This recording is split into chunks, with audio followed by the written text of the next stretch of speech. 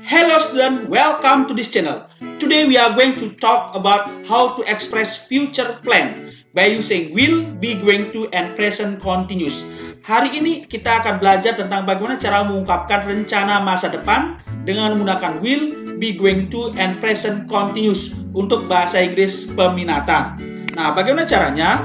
Membuat kalimat future plans atau rencana masa depan itu, kita tanya dulu anak-anak apa yang Anda lakukan setelah tamat sekolah. What will you do after school?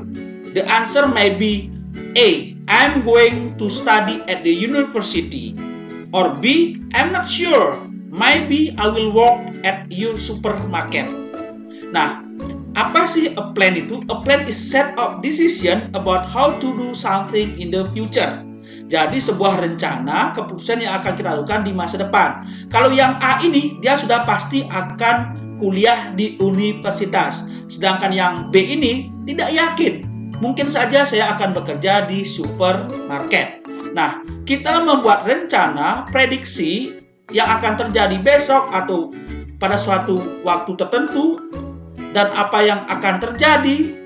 Dalam video ini kita akan mendiskusikannya bagaimana cara menanyakan, memberikan informasi tentang sebuah tindakan, kejadian, kegiatan yang terjadi di masa yang akan datang atau akan terjadi di masa depan, will have taken place in the future.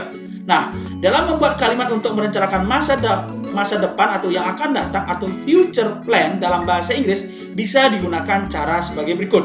3 cara yang di bawah ini kita bisa gunakan untuk menyatakan future plans. Oke, there are 3 ways of talking about future plan. The first is, yang pertama adalah dengan menggunakan be plus verb ing atau simple present continuous tense. Kita bisa menggunakan simple present continuous tense jika kita sudah selesai membuat sebuah rencana atau rencananya sudah pasti, fixed plan. Jadi simple present continuous tense ini bisa digunakan untuk mengungkapkan rencana masa depan jika rencana itu sudah benar-benar pasti atau sudah selesai direncanakan. Ini biasanya mengikut sertakan involves other people, itu mengikut sertakan orang lain dan waktu serta tempat tertentu, ya, specific time and places. Present continuous itu digunakan untuk rencana yang sudah definite, yang sudah pasti. Jadi untuk merangkai rencana masa depan yang sudah benar-benar terencana. Nah, seperti kita ketahui bahwa present continuous itu kan digunakan untuk merangkai kejadian yang sedang berlangsung. Sedangkan pada fungsi talking future plan ini digunakan untuk menyatakan sebuah rencana masa depan yang benar-benar sudah terencana dengan baik. Nah, formulanya adalah ini. Subject plus to be is MR. Jadi to be is MR itu adalah to be present plus perbuatan ing. Contohnya, I am flying with AirAsia tomorrow at 3 PM. Dalam kalimat ini sudah sangat jelas kalau rencananya besok jam 3 sore saya akan terbang menggunakan AirAsia. Pastikan? Nah, berikut adalah contoh penggunaan simple present continuous tense. Kalau kalimat positifnya adalah I am leaving the town next Sunday at 9 AM. Nah, ini jelas. Kalimat tanya, are you leaving this town next Sunday at 9 AM? Apakah kamu akan pergi dari kota ini besok hari Minggu jam 9 pagi? Oke, kalau kalimat negatifnya isi aja kata not, I'm not leaving this town next Sunday at 9 AM. Jadi dia akan tidak meninggalkan kota ini jam 9. Kalau yang ini tidak meninggalkan kota ini jam 9 pada hari Minggu. Jadi ini contoh present continuous tense. Jadi kalau kita subjeknya I, itu pakai I am. Ya. Next. Selain itu kita bisa gunakan will.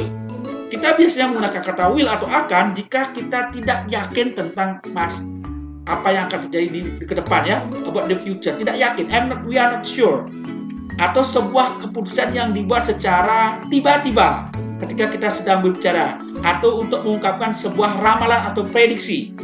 Unplanned merupakan sebuah kondisi yang tidak terencana sehingga kita kerap menggunakan kata will. Sementara kondisi unplanned adalah hal yang tidak terencana dan tiba-tiba terjadi. Jadi itu kita gunakan kata will.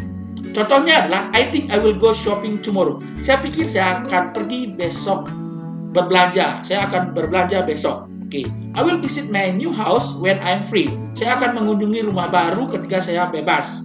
Saya relax, santai, free ya. Will you visit my house? Akankah Anda mengunjungi rumah saya? I will not go shopping tomorrow. Saya tidak akan pergi belanja besok. Nah, contoh will yang lain. Kita bisa membentuk will dengan ini. Kalau positif kalimatnya adalah I will tambah kata kerja pertama, him after this class. I will phone him after this class. Saya akan menghubunginya setelah kelas ini.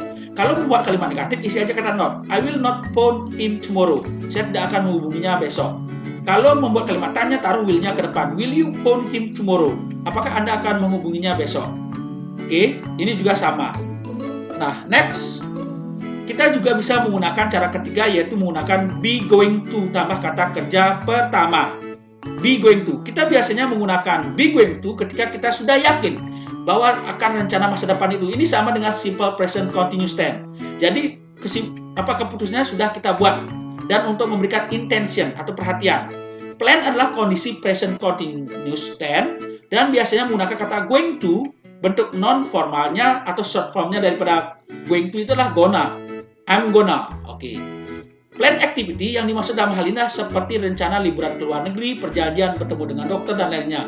Jangan lupa struktur kata going to diawali dengan to be sesuai dengan subjek yang ada dalam kalimat tersebut. Kalau to be-nya I pakai I am, to be-nya singular objek pakai is, kalau dia plural objek atau subjeknya itu adalah objeknya banyak, itu pakai kata are, to be are. Contohnya ini, kita, we are going to visit her tomorrow. Kalau Susan ke satu, jadi Susan is gonna to go to Paris next week. Jadi gonna ini adalah bentuk pendek daripada going to. Nah, paham kan anak yang ini?